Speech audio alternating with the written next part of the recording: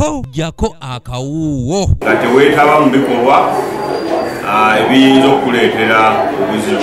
Ssentebe w'ekibiina kino Haji Kato Hussein asinzidde mu lukuŋŋaana lwa bannamawulire n'asaba abasuubuzi okwewala bannakigwanyizi abayinoonyeza ebyabwe abayinza okubakozesa mu kiseera kino ng'omukulembeze w'eggwanga abulayo Nakumbala okulayira. Olwala omusago n'okutegeeza abasuubuzi baffe mwenna gye muli nga tetulina kapasite egala Pulezidenti Museveni.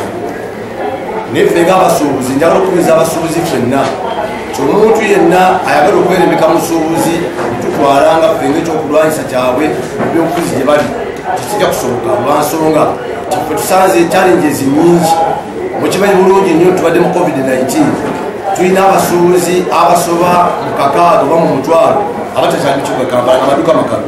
Ono akubidde ebitongole ebikuumaddembe omulanga okubawa obukumi okwewala bannakigwanyizi abeesomye okubalemesa okukakkalabya emirimu gyabwe. That's why tutuza press conference eno okutegeeza abasuubuzi baffe ffe tukolera mu season ng'abasuubuzi bwe baya Christmas oba mu Christmas bwe baya kuza abaana ku ssomero abaana kuza ku ssomero ebyobufuzi twagivuddemu kati tuli mu bizinesi. So nolwekyo tutegeeza abantu n'abasuubuzi baffe mwenna temutya kujja mu kibuga Kampala. Ekibuga kigenda kubeera mu kiri protected era ab'ebyokwerinda tubategeezezza mutongole tubategeeza wonna we muli kyabasuubuzi makumi n'ebyabwe baffe mu kwekalakaasa tusinga okufiira. Haji Kato agumizza abasuubuzi obutatya okuyingira mu kibuga Kampala era abasabye okusigala nga bakola emirimu gyabwe mu mirembe. Tubakakasa mulina abasuubuzi ekisitani y'ebyobufuzi yakoze eki yawedde kati tuli mu mbeera yakweddaabula olaba kutya kutuva mu mbeera yatukosa ennyo ya COVID-19. Era tukubiriza abasuubuzi mwenna twabawo omuntu yenna akuzaabuza okujja kulingo gwokola nekyolowooza kuteeka mu ndowooza y'endala. Okusinziira ku mmyuka wa ssentebe wa Kafumbowa Ibrahim agamba nti abasuubuzi bali mu kwebbulula oluvannyuma lw'omuggalo gw'ekirwadde COVID-19 ng'ate era singa wabaawo okwekalakaasa kwonna bo be basinga okufiirwa emmaali yaabwe. Mwakimanya nti emabega awo tubadde mu lutalo abalandiroodi batusasuza n'emyezi tutakola tuwaayo ssente zaffe abamu ne batunda ebibanja byabwe ne properties zaabwe endala.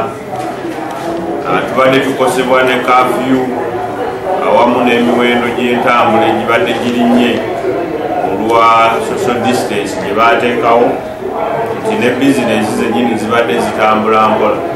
Mpagi Sulaimani omukwanaganya w'ekibiina kikafu agambye nti omusolo okugwongeza gutta emirimu egisinga naddala mu kiseera nga kino nga bakava mu muggalo gw'ekirwadde COVID-19 kw'ossa ebyobufuzi nga mu kiseera mwe bandyetaagidde obuyambi. Asabye Pulezidenti Museveni oluvannyuma lw'okulayira asooke ayimirize emisolo abantu bamale okweddaabulula kubanga emisolo gino gigendereddwamu okukosa naddala omuntu wa wansi. Emisolo gireeteddwa ongezeddwa kigenda kukosa nnyo bizinesi community ne bannayuganda. Tusaba ngava abakulembeze n'abasuubuzi nti tewaliwo omusolo okwaliddwa kugenda kuyamba musuubuzi mu ngeri emu oba endala nti ebiseera ebisinga omusolo bwe gujja guyamba gavumenti n'abasolooza. Kanyike Kevinizi yakusakidde eggulire lino ku lwa ABS Television. Twawuddeko n'okugamba nti nno pakeji ebadde egenda okujja okuyamba ku bantu ate bagiyimiriza tewali ssente oba abantu abagitemulwamu ate si bantu abalwamu ne badde batebafunamu. Pulezidenti Museveni alina okukumbya ennyo abantu abaagala okumusuula